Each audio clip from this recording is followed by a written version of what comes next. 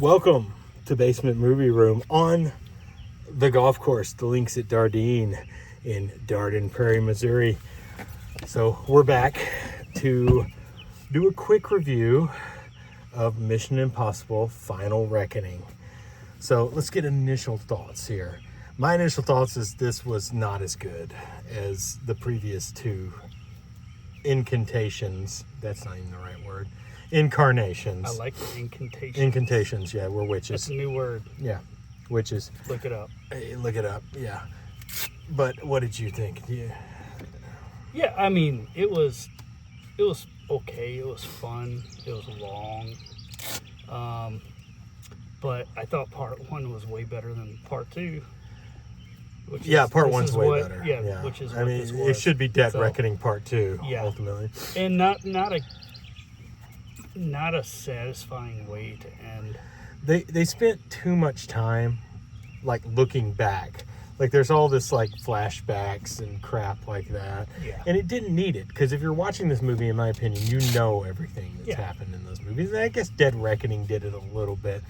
But the flashback sequences were definitely not ideal. And they could have cut the movie, like, 45 minutes without them. Absolutely. Yeah. Yeah, that's the problem. So, essentially, with this one, and there may be pauses in this video, just warning you, it's like, it starts out right after Dead Reckoning, essentially, and kind of just, I think it moves through it too quick. It's a 3-hour movie that moves too quick, in my opinion. But, and it's been about a week since we've seen it. They wanted you to remember the past and forget the present. Yeah, it didn't work. Because I don't think the script was that strong to begin with. Yeah. Like, a lot of the movie didn't make sense, but it was still fun to watch. Yeah. You know. So essentially we're starting out after Dead Reckoning.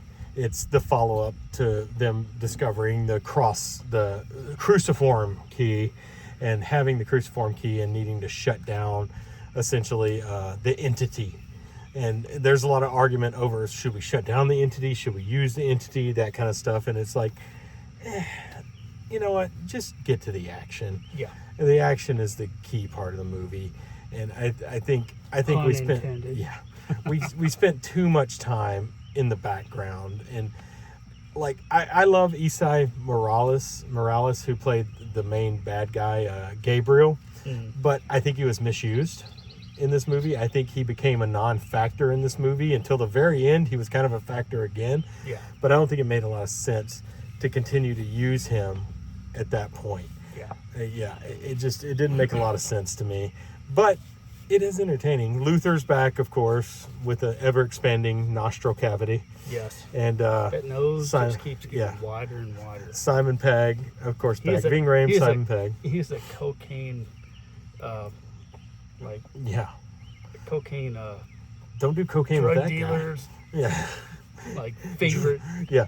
They're perfect. He's taking triple lines at a time with that nose. Yeah. So, yeah, and you know, it's a good setup, like, to what's going to happen in the movie, but the setup takes way too long. And then, you know, you kind of, the last 2 hours of the movie do move at a clip, but again, I thought it was a little too fast. They should have used the first hour to move that along and probably cut about 30 to 40 minutes out of this movie.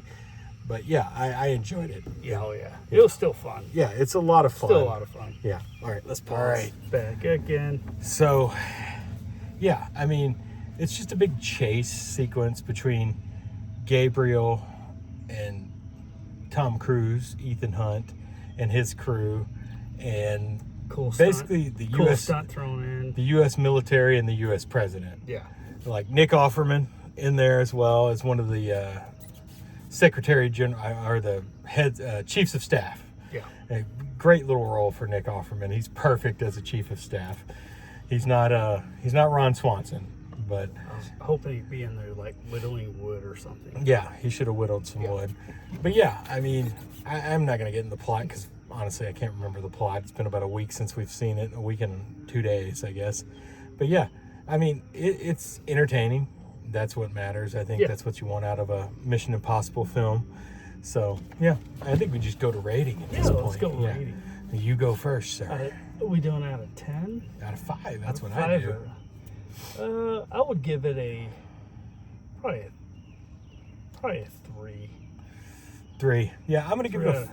Yeah. I'm gonna give it a 4 because I thought it was very entertaining once it got past the bull crap that it needed to get past. It just took so long. It's just like it's too much look back and like, hey, look at what we did. It's so good and all this. And almost 3-hour movie that didn't really accomplish anything. Yeah, they could have got it done in 2. Yeah. No problem, if they'd have just gotten to the point. Now there's some sequences in it that are just outstanding sequences. The whole submarine sequence underwater is pretty great. They got a little ridiculous though. Hannah Waddingham showing up as the admiral of the carrier was pretty great. If you like Ted Lasso, you'll know Hannah Waddingham. So yeah, overall 4, 3, 3.5 average between us. Yeah, entertaining. Sounds about right. Enjoyed it. It's just I think Fallout and Dead Reckoning are way better. Oh, absolutely. Like they're 4.5 easy. And Is 2 better than this one? No, 2's not better than any of the other ones. 1, if you go back and watch 1, it's a little corny, to be honest. I love 3 though. 3's so good. I love 3. Just the best villain of the whole series is definitely 3 with Hoffman. You want to do a ranking? It's kind of hard to do. That's tough on the spot to do the ranking. We will do a ranking, though. Yeah. Just not today. Not today. Not today. What do you say to the God of Death? Not today. Not today. That's right. Hey, watch this shot. Watch this shot. See you later.